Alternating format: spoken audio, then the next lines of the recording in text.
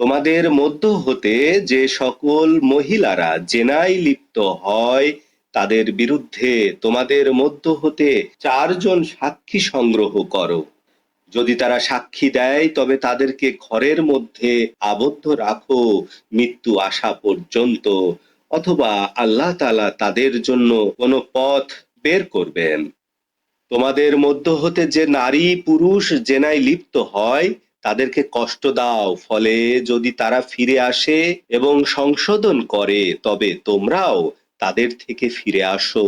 নিশ্চয় আল্লাহ তাআলা তওবা গ্রহণকারী দয়ালু। নিশ্চয় তওবা মঞ্জুর করার বিধান আল্লাহর উপরে ওই সমস্ত মানুষের জন্য যারা পাপের কাজ করে অজানা অবস্থায়, তারপর অল্প সময়ের মধ্যেই ফিরে আসে। এ ধরনের মানুষের তওবা আল্লাহ কবুল করেন। ওই সকল লোকের তওবা নেই যারা অন্যায় করতে থাকে এমত অবস্থায় যখন তাদের কাছে মৃত্যু এসে উপস্থিত হয়, তখন সে বলে নিশ্চয় আমি এখন তওবা করছি। ওদেরও তওবা নেই যারা কাফের অবস্থায় মৃত্যুবরণ করে, এদের জন্য আমি প্রস্তুত রেখেছি বেদনাদায়ক শাস্তি। হে ঈমানদারগণ, তোমাদের জন্য জোরপূর্বক মহিলাদেরকে মৃত ব্যক্তির পরিত্যক্ত সম্পদ গণ্য করা বৈধ নয়। তোমরা যা তাদেরকে দিয়েছ সেগুলি ফেরত নেওয়ার জন্য তাদেরকে আটক করে রেখো না। হ্যাঁ, যদি তারা প্রকাশ্যে অপরাধে লিপ্ত হয় সে কথা আলাদা। তাদেরকে নিয়ে উত্তম রূপে জীবন যাপন করো। যদি তোমরা তাদেরকে অপছন্দ করো, হতে পারে যে তোমরা একটা জিনিস অপছন্দ করো অথচ আল্লাহ তার মধ্যে অনেক কল্যাণ নিহিত রেখেছেন।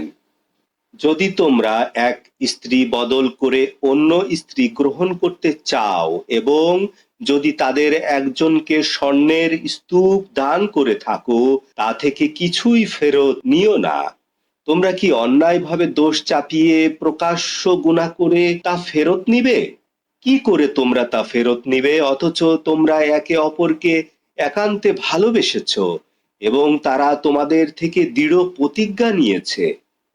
তোমাদের বাপদাদারা যাদেরকে নিকাহ করেছেন তোমরা তাদেরকে নিকাহ করিও না, বরং যা অতীত হয়েছে নিশ্চয় এটা অশ্লীল কাজ, আল্লাহর অসন্তুষ্টি এবং খারাপ পথ।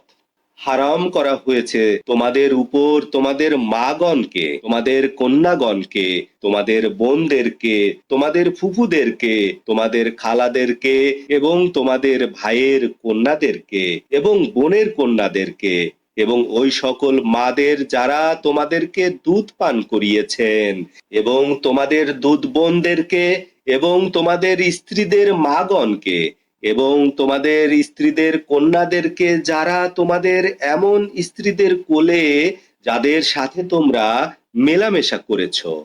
যদি তোমরা কন্যাদের মাদের সাথে মেলামেশা না করে থাকো তবে স্ত্রীদের কন্যাদেরকে বিবাহ করতে কোনো অপরাধ নেই। এবং হারাম করা হয়েছে তোমাদের পুত্রবধূদেরকে, যে পুত্রগণ তোমাদের পৃষ্ঠদেশ থেকে আগত। একসঙ্গে দুই বোনকে বিয়ে করা বরং অতীতে গেছে। নিশ্চয়ই আল্লাহ তাআলা ক্ষমাশীল দয়াশীল।